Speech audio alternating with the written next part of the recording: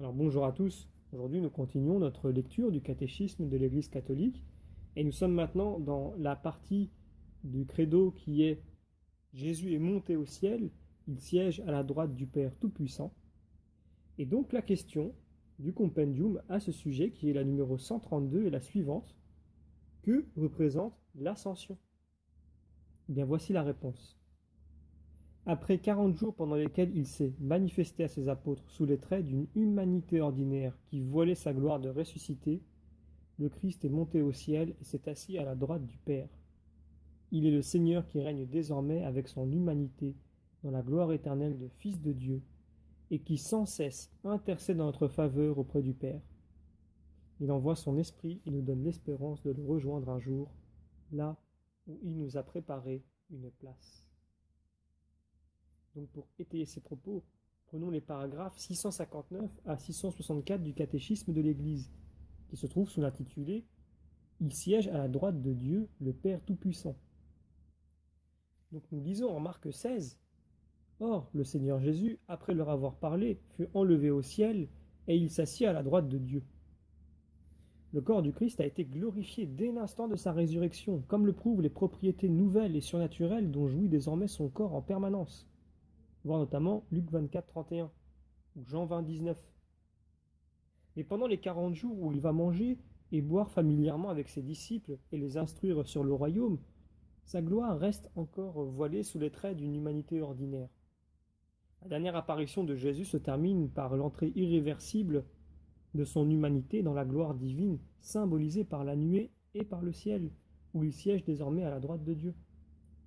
Ce n'est que de manière tout à fait exceptionnelle et unique qu'il se montrera à Paul comme à l'avorton, comme nous pouvons lire en 1 Corinthiens 15, 8, en une dernière apparition qui le constitue apôtre. Le caractère voilé de la gloire du ressuscité pendant ce temps transparaît dans sa parole mystérieuse à Marie-Madeleine. « Je ne suis pas encore monté vers le Père, mais va vers mes frères et dis-leur, je monte vers mon Père et votre Père, vers mon Dieu et votre Dieu. » Jean 20, 17. Ceci indique une différence de manifestation entre la gloire du Christ ressuscité et celle du Christ exalté à la droite du Père. L'événement à la fois historique et transcendant de l'ascension marque la transition de l'une à l'autre.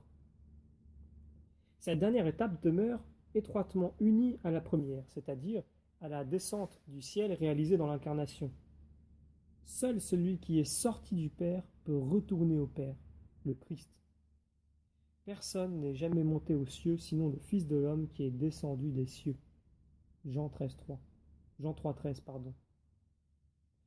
Laissée à ses forces naturelles, l'humanité n'a pas accès à la maison du Père, à la vie et à la félicité de Dieu.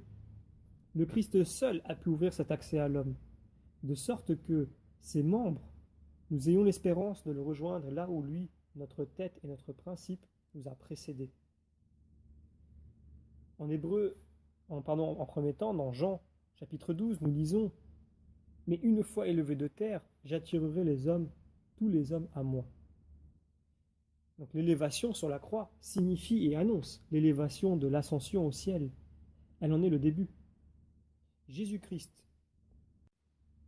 l'unique prêtre de l'alliance nouvelle et éternelle, n'est pas entré dans un sanctuaire fait de main d'homme, mais dans le ciel, afin de paraître maintenant à la face de Dieu en notre faveur. Donc, Hébreux 7, 24. Au ciel, le Christ exerce en permanence son sacerdoce, étant toujours vivant pour intercéder en faveur de ceux qui, par lui, s'avancent vers Dieu. Comme grand prêtre des biens à venir, il est le centre et l'acteur principal de la liturgie qui honore le Père dans les cieux. Le Christ, désormais, siège à la droite du Père.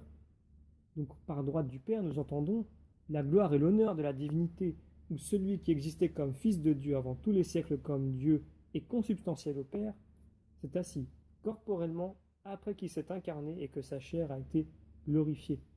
C'est ce que nous dit saint Jean Damascène. La session à la droite du Père signifie l'inauguration du règne du Messie, accomplissement de la vision du prophète Daniel concernant le Fils de l'homme, puisque nous lisons en Daniel chapitre 7. À lui fut conféré empire et royaume, honneur, et tous les peuples, nations et langues le servirent. Son empire est un empire à jamais, qui ne passera point et son royaume ne sera point détruit. À partir de ce moment, les apôtres sont devenus les témoins du règne qui n'aura pas de fin.